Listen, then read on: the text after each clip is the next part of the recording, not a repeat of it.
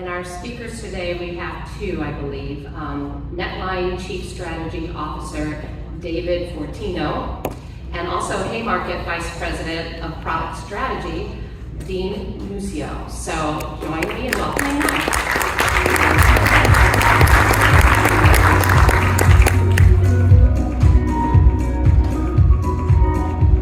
I feel like we need to reorient. Yes. Sorry, what are you doing? This needs to be a nice, intimate conversation, so I'm going to reorient here. All right, cool. Yes, Dean, fancy seeing you here today. I didn't know you were going to be here. I know, right? It's all crazy. He was supposed to walk up to DJ Khaled while he does his win, but couldn't coordinate that. So, what I'd like to do today is go a little bit into Dean's journey as it relates to the adoption of our platform, but more specifically the problems that he inherited that were also very much shared across largely the B2B media landscape. Probably half this room is already working with us to address some of these problems. The other half are probably midstream doing so. And so I think we'd like to kind of unpack a historical journey as to how we met, where you were at prior to Haymarket, your exposure to NetLine, the identification of pain points, and kind of how we... So I've been in the B2B media space now for a little over 20 years. Started at Prime Media Business, which became Prism, which became Penton, which became Informa. Spent a few years at American Lawyer Media, and now I'm with Haymarket in the US, on the US side of the business. My experience is I've been using NetLine as a form, Shopifying, form building for years at various other companies. And when I came to Haymarket, one of my remits from our CEO and our CRO is he literally took this like proverbial box out of the back room of all these dusty products, and he said, we want you to, create this position in this product development group where you're innovating and launching new products, and here are some issues we're having. How can you solve them? And one of those things he literally pulled out of the box was, we have this relationship with NetLine, and we're not really sure how to really use it.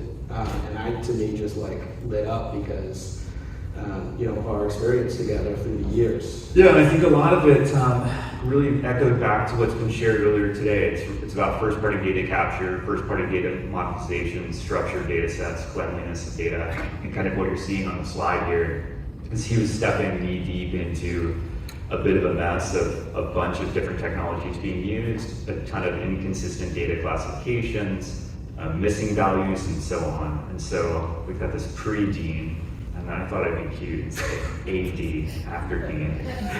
So let's talk a little bit about, hey, I'm all about the humor.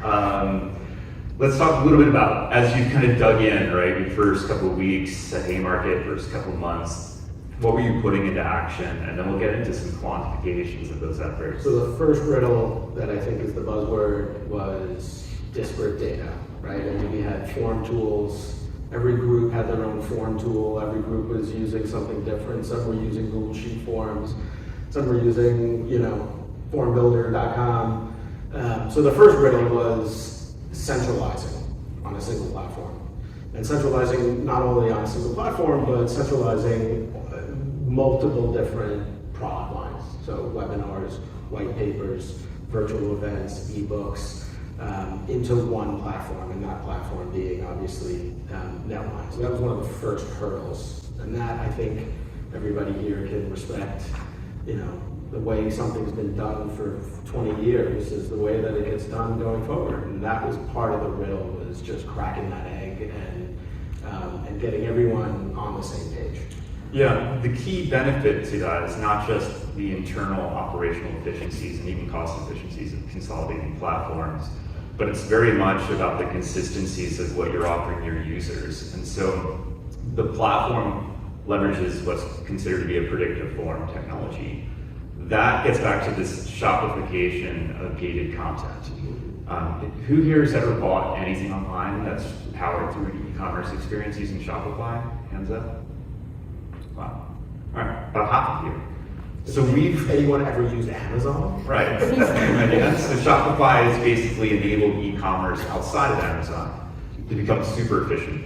We've developed a technology that allows that to occur for B2B registration experiences across the entire media landscape. So largest organizations using us are Wall Street Journal, Harvard Business Review, Inc., Fast Company, Industry Dive, QuestX, Haymarket, and the list goes on and on and on. And so the benefits are really that the user base is recognized across all of those properties. So we're not building data silos. The user can get recognized if they are a Haymarket user who happens to visit Harvard Business Review. So be it, seamless reg experience. What you're seeing here in the staff perspective gets to how efficient that experience can become. And so, Dean, you might have some points of reflection in terms of what you're seeing prior to kind of making it easy for users or Shopifying for users. Yeah, I mean, I think you had some stats here, but we immediately saw an increase in engagement and an increase in conversions because our forms, I mean, pretty bluntly, are smart forms now. So they're really short. I mean, you're literally only asking the questions that you need to know the answer to. As a user, you come in and you put in your corporate email address, and if somebody from your corporation has been through that process at some other platform, you, like David just said, you immediately get to take advantage of that. And that, unto itself, is... Yeah, it's huge. And when we talk about unstructured data or incomplete data and appending data after the fact, that's certainly something that I think most of you will continue to do. On the flip side, the forms are designed so that that never happens from the moment of capture. So every user that goes through one of our forms is specifically, Dean is receiving about 19 fields of data. The user is typically either entering 1 to 5. All of the rest is predictably matched. It's all structured data sets from master taxonomy by industry, sub-industry, company size, revenues, you name it. That means super pristine databases, amazing targeting capabilities downstream, and you can use those to your heart's content, and we're not involved in that. But the idea here of this idea that you need to always go back and clean data, and it's always this house cleaning thing that people have to just do once a year, every once in a while. I'd argue that there's other ways of doing that, and you can do that real time that requires zero cleansing ever moving forward. So when we talk about the data side, do you want to talk a little bit about data richness? I mentioned that there's 19 fields, but perhaps what you're doing with those fields and the richness of data downstream. Yeah, so somebody was just asking me in the audience earlier about what we do with that data and what we overlay it with. So our NetLine instance is hooked into all of our other CRMs, right? We use Eloqua, we use Google BigQuery for a few things that gets mashed up, and all of this data is now synced. So we're constantly cleansing our audience and keeping it up to date, in real time. Yeah, it's exceptional. And from an operational efficiency perspective, what does that mean to the org, right? Because a lot of these things historically were you'd be going around internally trying to get creative, to build landing pages, to build forms, to get content from a client. Then there's internal creative resources. Then there's building centralizing on one platform. Centralizing on one platform and having one source of truth is always a blessing, right? I mean, when you don't have to run around the organization to try and find data or find out who owns this spreadsheet. No doubt. At the end of the day, that unto itself is monumental. Yeah, I mean, we've had some other sessions like these that we've delivered over the years where publishers are saying there's like a 90% improvement of efficiency of launching a campaign. I think every organization is slightly different. The idea though of launching any gated content experience in under 5 minutes from beginning to end, from creative, the data capture, to creative landing pages, to downstream implementations, into automation systems, even Omida, all of that is on the fly. So I know Dean's most exciting metric here is what pays the bills. And so the system is designed to not only monetize audiences, but do so instantaneously. Right? So when we talk about audience development and first-party data capture, typically publishers view that as either a loss, a non-revenue generating event, and or something that they've got an elaborate plan to execute against moving forward. My thing has always been like, well, why can't you attempt to monetize users instantaneously, yet still do all of that? And so the predictive forms have a content recommendation logic. It's very similar to what Dean was referencing on Amazon, where it's looking at the content, of the user, what they're registering for. It's looking at the persona of who that person is by job area, by job level, job function, industry, company size, geographic location, and so on. And doing a sub-second match against 14,000 plus pieces of active paid content running across the platform, presenting 4 additional assets. And just like Amazon, if you've got I don't know, if you've got sneakers in your cart, they might say people who buy these also perhaps buy these socks. You might want to check them out. Same idea, but for B2B content. The perk is that translates into a massive revenue win for all publishers on board. So I'm going to It's a huge, I mean, this was part of the excitement for us at Haymarket was, you get all these efficiencies from centralizing on one platform, and then all of a sudden there's also a bag of money that you get to plop on the table at the end of the month and say, remember when Cheers talking about what are we doing to monetize first-party data? Well, I'll tell you what we're doing at Haymarket. You can do all you want with first-party data and monetizing it down the road, but we're monetizing, like Dave said, our first-party data capture. Like the moment of capture, we're putting up, you might also like product. And just under 30% of our users, because it's so efficient, are opting in for additional content. And we're seeing a big from that, right, from that relationship.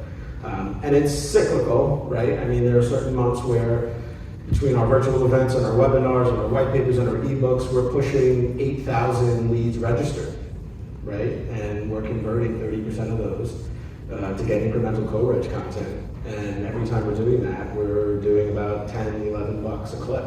Yeah. Right, in co-reg revenue. So that adds up really fast when you have volume. But that again is the volume game, right? And to that first point we had was like, you can't do this if your organization is on disparate platforms and the data is not organized and it's not smart. If it's just data in a spreadsheet, it's not going to do anything for you. Yeah, you don't even need to think of this type of approach as something that's restricted to lead gen oriented executions, right? Some of the best ones I've seen publishers actually create their own branded content. It could be a report, a summary of some massive editorial effort. And typically they would use that as a lead magnet, email capture, right? At that point, that's certainly a $0 revenue dollar event. You're capturing an email address, hoping to do something with it down the road. Simply dropping that and putting that behind a predictive form, you're not only going to capture a ton more data, but you're going to be monetizing typically 20 to 30% of those actions instantaneously. The third leg, we have 35 seconds left. The third leg of this stool that I think is really important is our audience development and marketing team also uses effectively what is the co-reg product to get new leads. So if we have a webinar program that is underperforming with registrations for some reason, our team has this product in the back of their pocket where they can say, we need leads who are, pink-haired, blue-eyed, left-handed, shoe size 12 users. And whenever those users pop up around the web on another NetLine powered form, we're getting our content and our webinar and our ebook in front of them at that moment in time. We weren't even supposed to talk about that today, did we? We weren't? No? Oh. Okay, I like it. But I think it's really valuable.